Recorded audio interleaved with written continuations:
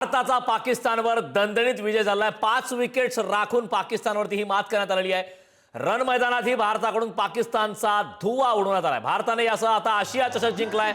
रोमहर्षक अशा या अंतिम सामन्यामध्ये भारत अजिंक्य ठरलाय। पाकच्या मात्र पराभवाची हॅट्रिक झाली। या संदर्भात ताजे अपडेट देण्यासाठी आपले प्रतिनिधी पद्मेश पवार आपल्यासोबत जोडलेत। पद्मेश, आपण पाहतोय ज्या प्रकारची खरं तर अपेक्षा होतीच की भारत पाकिस्तानला पुन्हा एकदा लोळवणार, भारताने पुन्हा एकदा पाकिस्तानला धूळ चाललेल्या पराभवाची धूळ चालले। काय ताजे अपडेट आहेत? कशा प्रकारचं वातावरण सेलिब्रेशन क्रिकेट प्रेमींमध्ये सध्या पाहायला मिळतं?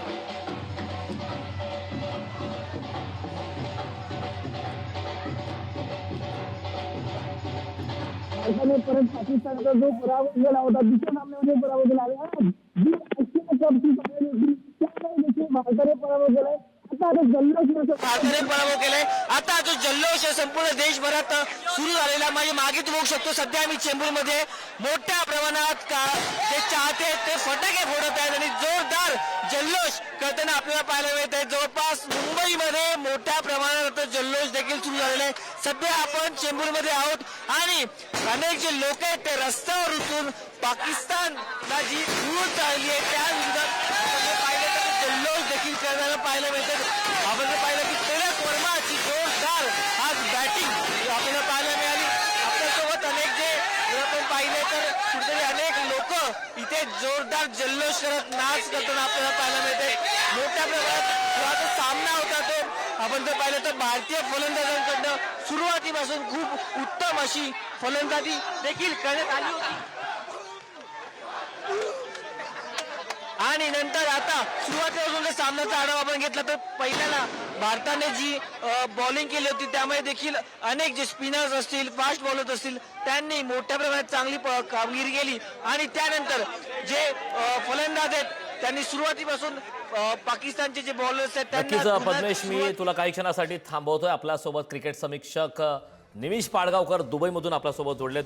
निमिषजी, खरं तर आपण यापूर्वी चर्चा केली होती की भारताला पुन्हा एकदा खरं तर विजयाची संधी आहे आणि भारताने पुन्हा एकदा पाकिस्तानला लोळवलंय। मात्र महत्त्वाचा मुद्दा आहे की जी भीती होती की अभिषेक शर्मा अंतिम सामन्यात जर आऊट झाला तर परिस्थिती काय होईल, सामना रोमहर्षक झाला होता, अटीतटीचा होता, काय आपली प्रतिक्रियावरती? आशा होत्या, पण जसं म्हणतात ना, लॉ ऑफ ॲव्हरेज कधी कधी लागतो। त्याने प्री डिटरमाइंड शॉट खेळला आणि आऊट झाला आणि 20ला 3 आऊट आपले होते, तेव्हा नक्कीच पाकिस्तान वरचढ होतं आणि 147 टार्गेट 170 वाटायला लागलं होतं। पण भारताची बॅटिंग मिडल ऑर्डर आणि पाकिस्तानची मिडल ऑर्डर याच्यात जमीन आसमानाचा फरक आहे, तो दाखवून दिला। तिलक वर्मा, शिवम दुबे यांनी जी खेचून काढली मॅच, त्याला तोड नाही। कारण या वेळेला महत्त्वाचं असतं ते तुमचं डोकं शांत ठेवणं आणि योग्य वेळेला योग्य संधीचा वापर करून धावा करणं, ते या दोघांनी करून दाखवलं। कुठचाही त्यांनी प्री डिटरमाइंड शॉट खेळले नाहीत, चेंडूच्या योग्यतेप्रमाणे खेळले आणि त्याच त्यांनी दाखवून दिलं की। आणि हॅरिस राऊफची जी चूक होती, म्हणजे कर्णधार यांच्या सलमानची, की हॅरिस राऊफला जी ओव्हर दिली जेव्हा स्पिनर चांगले खेळत असताना आणि त्या ओव्हरला 17 रन हॅरिस राऊफने दिले। म्हणजे बघितलं तुम्ही त्या मेलबर्नच्या सामन्यापासून हॅरिस राऊफला आपण मारतोय आणि कोणाची विमानं कुठे खाली जात आहेत हे आपण एकदा परत दुबईत दाखवून दिलंय। अगदी निमिषजी, महत्त्वाचा मुद्दा आहे। खरं तर आपण पाहिलं की या सामन्यामध्ये सूर्या लवकर बाद झाला। अगदी सुरुवातीला शुभमन गिल असेल, अभिषेक शर्मा असेल, मात्र या दरम्यान आपण जी ही सामना पाहतोय की खरंच तिलक वर्मा या खेळाडूने अतिशय चांगल्या पद्धतीचा खेळ केलाय, झुंज देत भारताला अखेर विजय मिळवून दिला। काय सांगाल तिलक वर्मा संदर्भात? अगदी, म्हणजे मी म्हणेन की कोहली आणि रोहित शर्माचं युग संपल्यानंतर भारतीय फलंदाजी एका कोणा विशिष्ट अशा फलंदाजावर अवलंबून नाही। आत्तापर्यंत अभिषेक शर्मा खेळला, पण फायनलमध्ये तिलक वर्माने दाखवून दिलं, जेव्हा संधी मिळेल, जेव्हा मौका असेल तेव्हा ही कॅन स्टेप अप म्हणतात, त्याप्रमाणे तो करून त्याने दाखवून दिलं की तो एक मधल्या फळीचा खंदा फलंदाज आपल्याला मिळाला आहे, जो मॅच विनर आहे। आणि विशेषतः हार्दिक पांड्या संघात नसताना, कारण हार्दिक पांड्याचं फिनिशिंग जे असतं ते आपण मिस करणार होतो, पण हार्दिक पांड्याची उणीव न भासू देता तिलक वर्माने केलं। त्यामुळे खरंच तिलक वर्माचं कौतुक आहे, कारण तो शेवटपर्यंत टिकून राहिला हे मुख्य आहे। त्यामुळे तिलक वर्माने दाखवून दिलं की मधल्या फळीला एक सशक्त पर्याय भारतीय संघाकरता आता कायमचा तयार झालेला आहे। निमिषजी, खरं तर आपण पाहतोय अनेक वेळा पाकिस्तानकडून ती चूक होते, आज पुन्हा चूक झालेली आहे। खरं तर आपण पाहिलं पाकिस्तानची सुरुवात अतिशय आक्रमक पद्धतीनं सुरेख अशी झाली होती, मात्र 100 धावांच्या नंतर पाकिस्तानचा संघ जो गडगडला, जे विकेट्स बॅक टू बॅक गेले, जर का स्कोर हाय झाला असता 170-180 जो अपेक्षित वाटत होता तसा जर स्कोर झाला असता तर सामना आणखीन वेगळ्या पद्धतीनं पाहायला मिळाला असता. काय सांगाल पाकिस्तानची कशा प्रकारे चूक झाली त्याबद्दल? पाकिस्तानची परत फिरकीपटूंनी आपल्या विशेषतः कुलदीपने पहिल्या 3 ओव्हरमध्ये रन्स दिल्यानंतर चौथ्या ओव्हरमध्ये जी कमाल करून 3 विकेट्स काढल्या आणि फिरकीपटूंनी म्हणजे आपण नाणेफेक जिंकून गोलंदाजी स्वीकारायचं कारणच ते होतं, कारण सुरुवातीच्या काळात फिरकीपटूंना इथे जास्ती मदत मिळणार होती, ते त्यांनी दाखवून दिलं.